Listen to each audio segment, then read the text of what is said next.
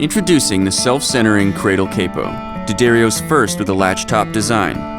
It's made to always be ready for a perfect, in-tune performance.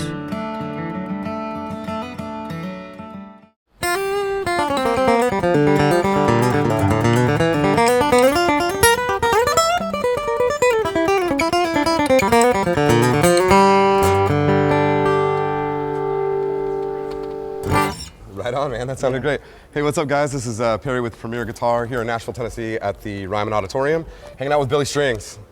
Virtuoso, all-around, badass player. So excited that we could do this, man. Thanks, man. Me too. This is so cool, man. I'm excited for the show tonight. A good buddy of mine came home the other day from work and came over and said, dude, I know how much you love metal and I know how much you love bluegrass. You got to hear this guy. And I was like, oh my God, this is crazy. And then we looked it up and you were playing the show. So I'm so excited that we got the chance to do this. Yeah, man. Not a lot of bluegrass guys you're going to see with a ton of pedals, which we will get to in a second. But we should start with this custom right here.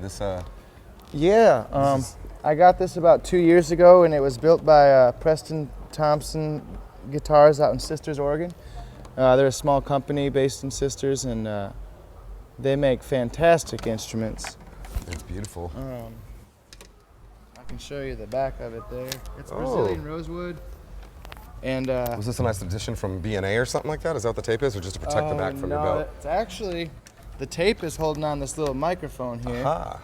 which is an Audio Technica 350, and I sort of, I blend that in with my DI signal. There's a K and K pickup. Oh, my lavalier's down here. There's a K and K pickup here, which I blend with this microphone. Gotcha. But yeah, that's what all the tape's for. This is like a transducer style, like a yeah, piezo? there's 3 little transducers underneath there, I think, kind of just glued to the bridge plate. But yeah, this guitar is fantastic. Like I said, I've had it for a couple years, and this is the main guitar that I use on stage all the time. It's awesome. What is it about this particular guitar or brand that you know, I mean, there's a million old guitars in the world. I've seen you with old Martins and stuff like that. Yeah, I have a 1948 D28 that I really like as well, that I bought from Brian Sutton. But this one works on stage. The pickup sounds good. Some guitars, even if they're, let's say it's a great sounding acoustic guitar, it might not be the best with a pickup. Yeah, it's hard to get an acoustic to sound like an acoustic in a room a lot of times. You know? So this guitar, I think, when I plugged it in, I was just like, man, the pickup doesn't really sound that bad, or at least I've gotten used to it. So whenever I plug in a different guitar, I have to EQ it all, and this sounds weird because of the pickup. It sounds such like a pickup, but this guitar, whenever I plug it in, it just sounds like a guitar, and it just louder. Yeah, it works for me. Love that. And the neck, just the way it feels, you know. The way it feels when I'm on stage is just like, this is home. Totally. You know, and I'm comfortable here. It's Love crazy that. if I pick up a different guitar, like, since this is Brazilian, you know, if we travel international, like I will bring my mahogany guitar. Just so you don't have any kind of... Yeah, I don't know, I mean, and then it's just crazy how much different it sounds in the headphones. And I'm all about consistency. You know, I'm all about like I said, I'm almost OCD about consistency. Like, I like things to sound like as close to they can as the gig before, you know. Totally get that. Or and feel too. So when I get used to a guitar neck, I really get tied to one for a while. That doesn't mean I don't play my other guitars at home, but I would feel a little foreign with anything other than this guitar at this moment on stage. If I was going to change guitars, change like my main guitar, it would take me a while to get used to it. I totally understand that. Yeah, for sure. So what strings and gauges are you running on this bad boy? D'Addario EXP Phosphor Bronze mediums. They're 13 through 56.